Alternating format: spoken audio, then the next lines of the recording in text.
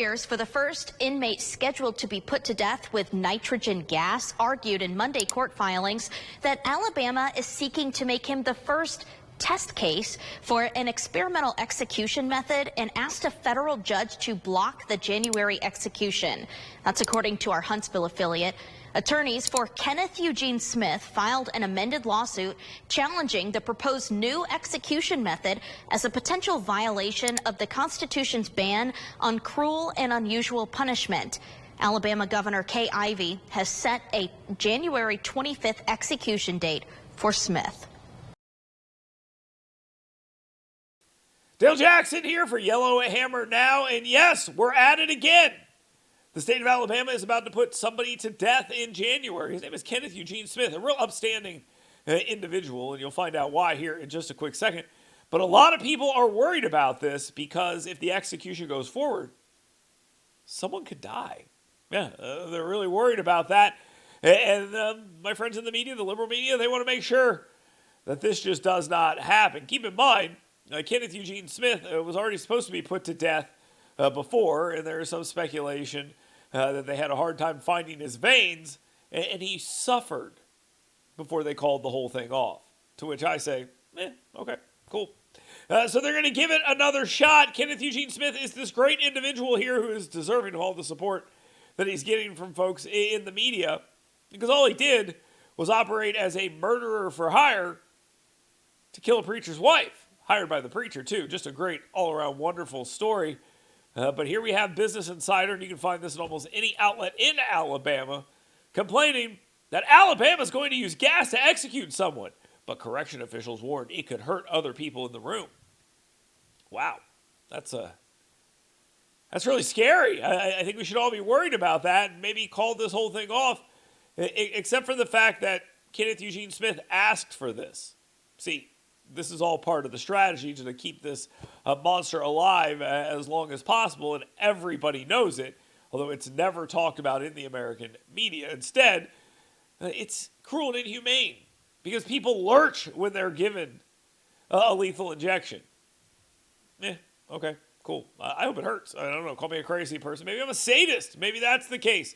I mean, I'm not, so much of a sadist or a monster that I would go and murder a preacher's wife for money, but maybe I'm the bad guy in this situation. We don't want this guy to get hurt. So he declared he wanted nitrogen hypoxia to kill him. And the state said, okay, cool. Yeah, that's what you want. We're more than happy to do that for you. Well, now his spiritual advisor, hopefully better than his last spiritual advisor we talked about here, he has a real problem with this. Why? Well, because this could be dangerous. Yes, Reverend Dr. Jeff Hood, probably as much of a reverend as Reverend Al Sharpton, or maybe the rabbi with a beard, and, who's a woman, who's not really a rabbi, who is declaring we need a ceasefire and yelling at Joe Biden is a rabbi. So sure, let's all just say this. He's complaining about how the state of Alabama probably can't kill this guy appropriately because they couldn't get him last time with the lethal injection, so they moved on to this other one. And it's kind of funny here if you read this. It says, NPR reported that the Alabama Department of Corrections had made Hood sign an acknowledgement form that said the method could create a small area of risk if the tube carrying the odorless, colorless, deadly gas in the mask on Smith's face were to detach. Now, the argument here is it could detach, create a 2-foot long and wide area where the nitrogen could displace the oxygen.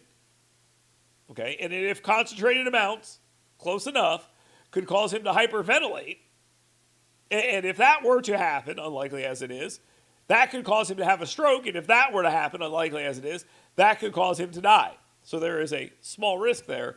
And so because of that small risk, the argument here is that this monster shouldn't be put to death because his spiritual advisor has to be right next to him when it happens and might inhale some of the nitrogen, causing all these other things to happen. I know, it's stupid, and anyone that's actually making this argument is stupid, but we have a lot of stupid people in the media.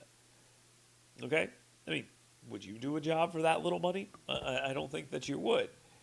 But they make this argument, pretending they're making it honestly, that you can't execute this guy because it violates his religious liberty if he's not able to have this individual, Reverend Dr. Hood, next to him. And they say he can't be next to him because he might die.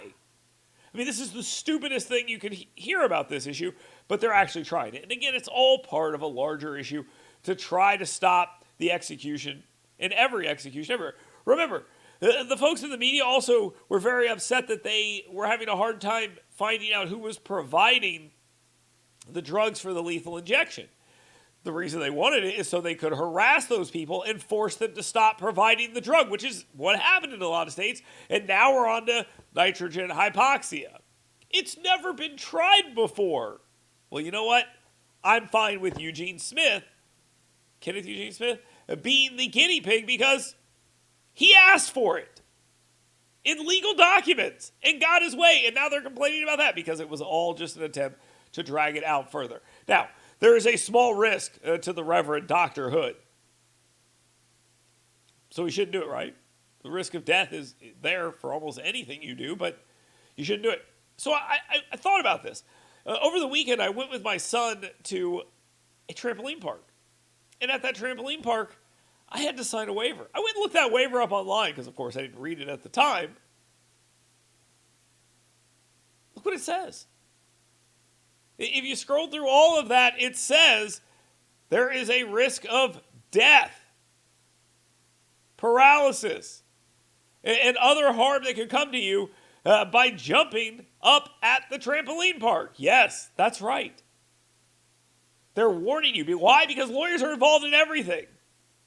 So I would argue that there is more risk of me and my son going to the trampoline park and dying than this guy sitting next to an individual and receiving a deadly dose of nitrogen that causes him to hyperventilate, have a stroke, and then die. Now, I don't come to this without a solution. I'm not just here to bitch and complain. So let me help you out here. Dr. Reverend Hood, here's what you do. You administer and anoint this individual, this murderer who murdered a pastor's wife for money. You make sure you take care of this guy and his soul. But check this out. If the hose comes out, do this. Ready? Maybe this. And afterwards, you can maybe do this. Get out of that little window where you might die. They're trying to delay the execution once again. Okay, they want this guy to die of natural causes in the prison because they're against the death penalty. That's all this is about, and anyone that pretends otherwise is an absolute clown. So expect to see that ramp up with all of the usual suspects in the state of Alabama weighing in on this. I know, they'll have to stop trying to convince you that 8-year-olds need to see penises in the library to tell you that this individual who needs to be put to death should be allowed to roam the earth until the end of time because they don't want him to be uncomfortable with a needle in his arm or a mask over his nose. If you're anti-death penalty, be anti-death penalty, but don't be stupid about it. That's the story here. By the way, I'm more than willing to go and witness this execution because I'm a fan. I'm a fan of people paying the penalty for what they do. I can do this too. See, just avoided the nitrogen cloud. You could do the same, Reverend Dr. Hood.